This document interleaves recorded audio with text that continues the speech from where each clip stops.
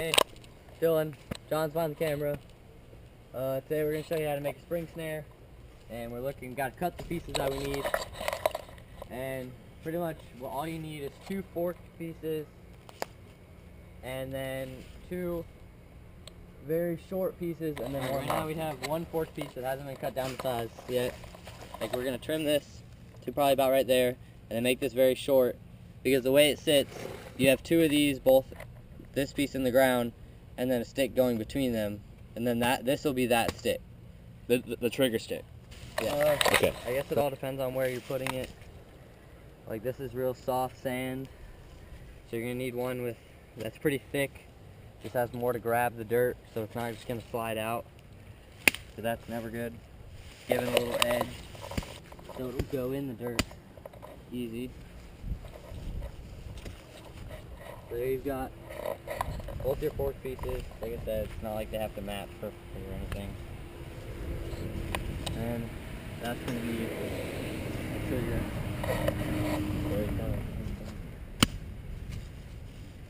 How many inches should that be? Or what's the recommendation length? Depends what you're trying to catch. Alright, so say we're trying to catch something to eat, something that has enough food on it would be rabbit or a coon. Probably about that size. You want a snare big enough that if he's going to, step in it or whatever part of the body it catches him in, you're going to have this is pretty much the length of your snare. Your snare is going to be like this and then round. This is as long as you can make your snare, or else it's going to catch over here. Yes.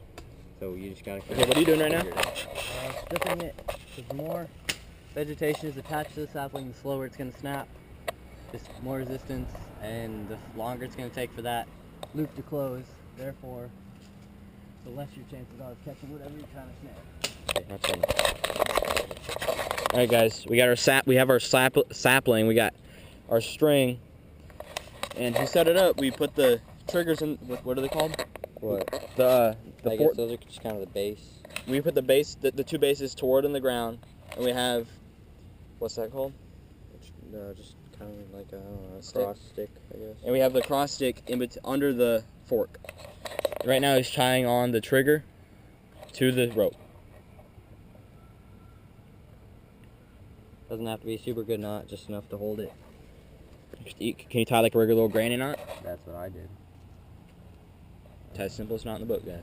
Okay, you actually kind of don't need that base stick on this one, because you see how we have a root or a root in the ground right here.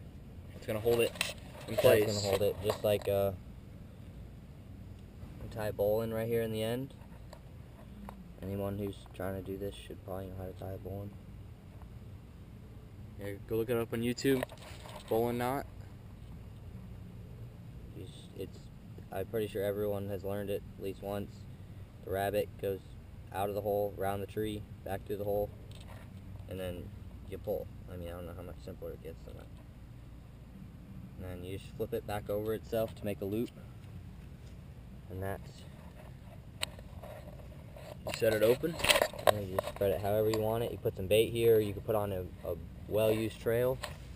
And then, blah, blah, he comes walking along, steps on this stick, shoots the whole thing up, and you caught it. And I mean, you could even, this could have come all the way down here, and whatever it is, that coon, that possum, that squirrel, he'd be lifted up here, hanging, nothing he could do, which is ideally what you want. You want him to be off the ground, because if he's down here, he has got his feet on the ground, he can pull, he can break stuff, he can, if you can get him to hang, that'd be your best bet. One more demonstration here. I don't know if you guys got to see how it was sent.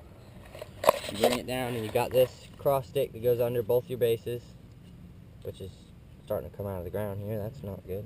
Here, I'll hold this down. You need me to hold it down, or you got it? No, I got it. Alright.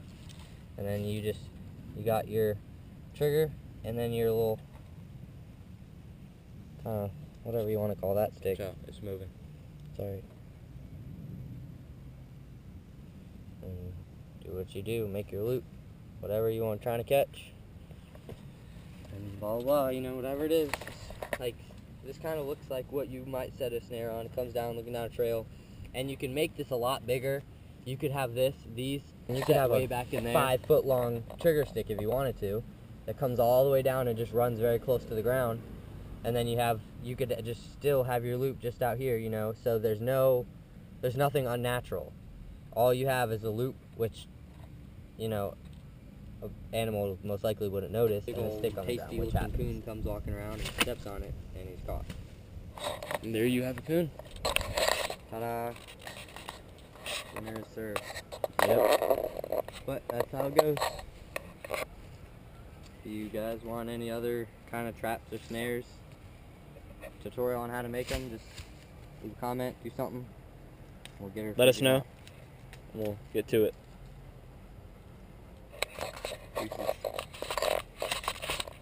I was born country, and that's what I'll always